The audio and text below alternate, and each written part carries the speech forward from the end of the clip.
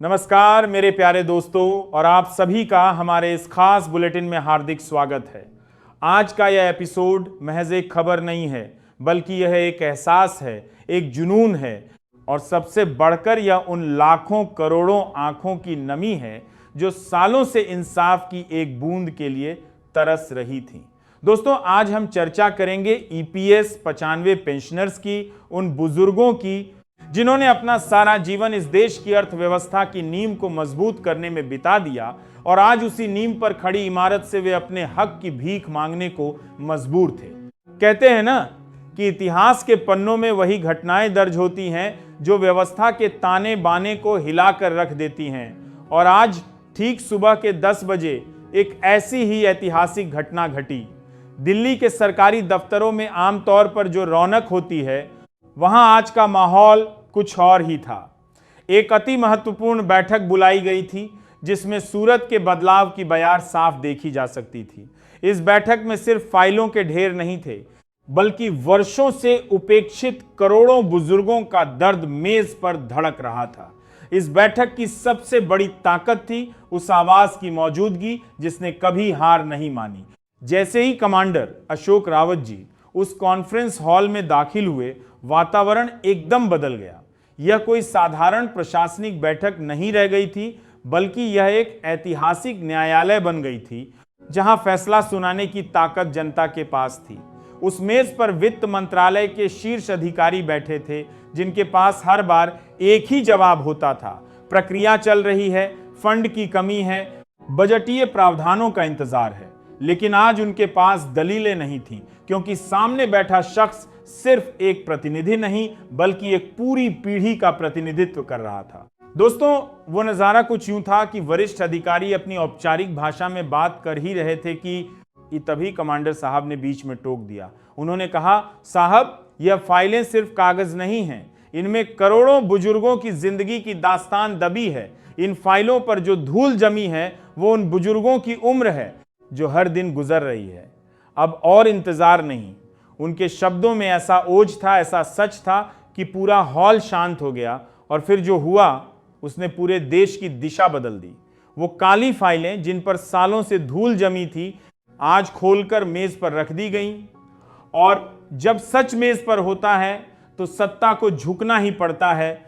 अब बात आती है उस तारीख और समय की जो आने वाले इतिहास में स्वर्णिम अक्षरों में लिखी जाएगी।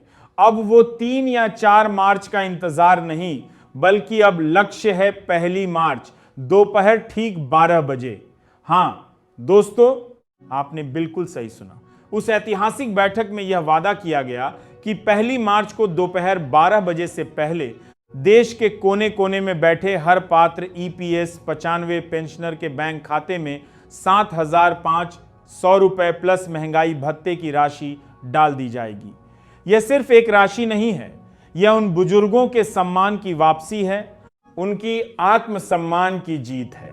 बैठक का माहौल कितना गंभीर था, इसका अंदाजा आप इस बात से लगा सकते हैं कि जब वित्त मंत्रालय के एक अधिकारी ने फिर से बजट और प्रक्रिया का हवाला देना शुरू किया, तो कमांडर अशोक रावत जी ने स्पष्ट और कठोर शब्दों में कहा, यह कोई सौदा नहीं है, यह हक की लड़ाई है।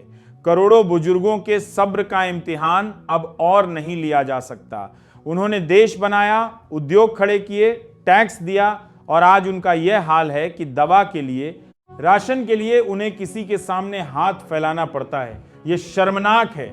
और फिर उन्होंने वह बात कही जिसने सरकार की नींद हराम कर दी होगी। उन्होंने कहा, यदि 1 मार्च दोपहर 12 बजे तक यह राशि हर पेंशनर के खाते में नहीं पहुंची तो फिर देशव्यापी आंदोलन की जिम्मेदारी सरकार की होगी। हम शांतिपूर्ण तरीके से अपना हक मांगेंगे, लेकिन हम चुप नहीं बैठेंगे। दोस्तों, यह कोई साधारण चेतावनी नहीं थी, यह उस विशाल सेना का ऐलान था जिसके पास हथियार नहीं लेकिन सच्चाई का बल था।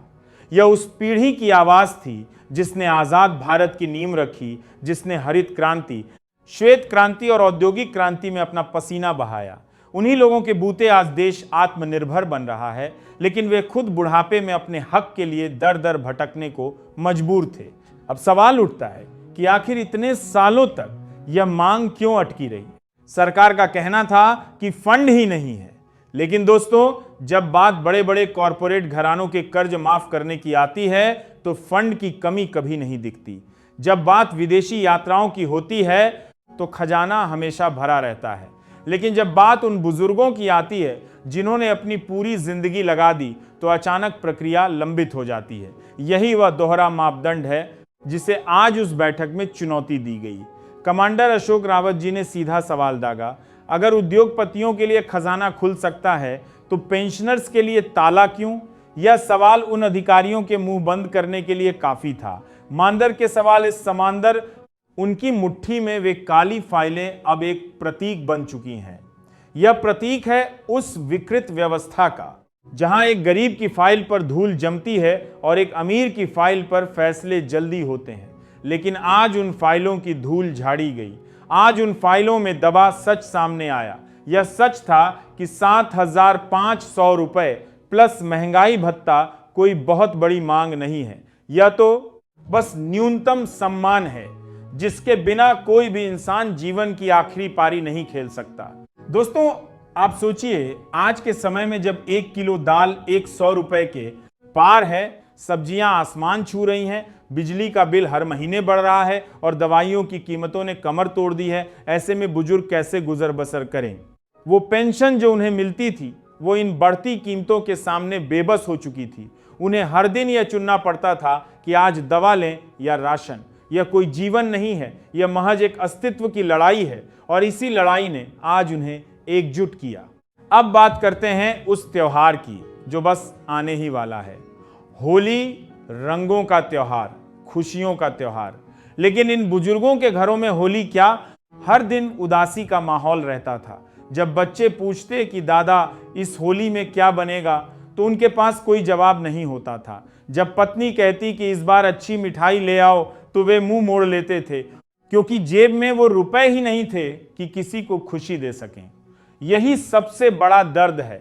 समाज में एक बुजुर्ग का स्थान सबसे ऊपर होता है, लेकिन आर्थिक तंगी ने उन्हें घर में भी बोझ बना दिया था और इसी बोझ के एहसास ने उन्हें सड़कों पर ला खड़ा किया। आज की बैठक में यह भावनात्मक पहलू भी उभर कर सामने आया। कमांडर साहब ने कहा, होली आ रही है, परिवारों में रंग और मिठास बिखरेगी, लेकिन क्या हमारे बुजुर्गों के घरों में भी वैसी ही खुशियां होंगी या फिर उनके घरों में भी इस बार चिंता की कालिमा छाई रहेगी? ये सवाल सुनकर वहां बैठे हर शख्स की आंखें नम हो गईं। यह महज एक बैठक नहीं रह गई थी, यह एक भावनात्मक ज्वार बन चुकी थी और इसी भावनात्मक दबाव के चलते सरकार को अपना रुख बदलना पड़ा। दोस्तों, जानकारी के मुताबिक इस बैठक में यह स्पष्ट कर दिया गया कि 1 मार्च दोपहर 12 बजे की डेडलाइन अंतिम है। यह कोई मोलभाव नहीं है, यह समय अब एक प्रतीक बन चुका है। यह प्रतीक है सरकार की विश्वसनीयता का और प्रतीक है करोड़ों पेंशनर्स के धैर्य का। अगर यह राशि समय पर पहुंच गई तो यह लोकतंत्र की जीत होगी। यह साबित होगा कि एक संगठित और शांतिपूर्ण आंदोलन कितना बड़ा बदलाव ला सकता है। लेकिन अगर ऐसा नहीं हुआ तो फिर यह अविश्वास की आग को और भड़काएगा, जिसका अंजाम कुछ भी हो सकता है। अशोक रावत जी का यह कहना बिल्कुल सही था कि मंजूरी कागज पर नहीं, बैंक खाते में दिखनी चाहिए। जब तक मोबाइल पर एसएमएस की घंटी नहीं बजती, तब तक यह वादा अधूरा है। उनके इस बयान ने पूरे देश में हलचल मचा दी है। अब हर कोई यही देखना चाहता है कि आखिर 1 मार्च को क्या होता है। इस पूरे घटनाक्रम ने देश के हर कोने में एक अलग ही ऊर्जा का संचार कर दिया है, चाहे वह पंजाब का कोई गांव हो या बिहार की कोई झुग्गी या फिर महाराष्ट्र का कोई झोपड़पट्टी। हर जगह पेंशनर्स के समूहों में चर्चा है, बैठकें हो रही हैं और लोग एक दूसरे को बधाई दे रहे हैं। यह सिर्फ 7,500 रुपए की बात नहीं है, यह उस सम्मान की बात है जो उनसे छीन लिया गया था। यह उस आत्मसम्मान की बात है जो रोज उनके सामने हाथ फैलाने से धीरे धीरे खत्म हो रहा था। जब एक बुजुर्ग को अपने बेटे या बहू से दवा के लिए पैसे मांगने पड़ते हैं तो उस वक्त उसकी आत्मा पर जो चोट लगती है उसका कोई मुआवजा नहीं होता। आज की यह घोषणा उस चोट पर एक मरहम की तरह है।